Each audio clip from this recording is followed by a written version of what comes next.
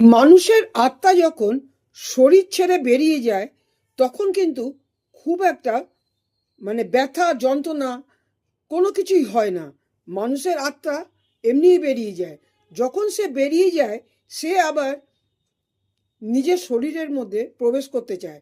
এবার তার সঙ্গে জীবনে যাদের সঙ্গে সম্পর্ক ভালো ছিল, ঘরের লোক, সন্তান, ছেলে মেয়ে, ভাই বোন, যারা যারা তার সঙ্গে সম্পর্কে ছিল, জীবিত অবস্থায় খুব ভালো সম্পর্ক ছিল, এবার সে যখন মৃত্যু হলো, মৃত্যু হয়ে যাওয়ার পরে এবারে সে যখন দেখতে থাকছে গরুর পুরাণ হিসাবে, সে যখন দেখতে থাকছে যারা তার সঙ্গে ভালো ব্যবহারটা করতো তারা কিন্তু আসলে তার মৃত্যুর পরে তারা সেরম দুঃখিত নয়, দুঃখ দুঃখ ভাবটা তারা দেখাচ্ছে।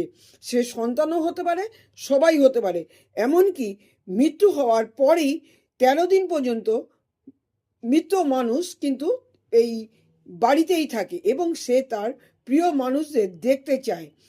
দেখতে চায় যে যাদের জন্য যে বেশি করেছে তারাই কিন্তু অতটা দুঃখী নয়। আসলে সামনে দেখায় দুঃখী, কিন্তু আসলে দুঃখী নয়, মনে তারা শান্তিই পাচ্ছে। এটা দেখে মৃত মানুষ দুঃখ পায় মনের মধ্যে।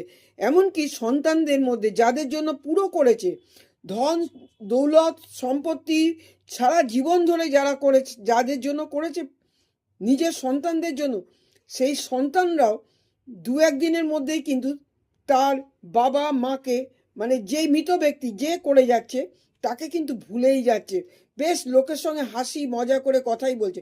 এটা দেখেও মৃত ব্যক্তি অত্যন্ত দুঃখ পায়।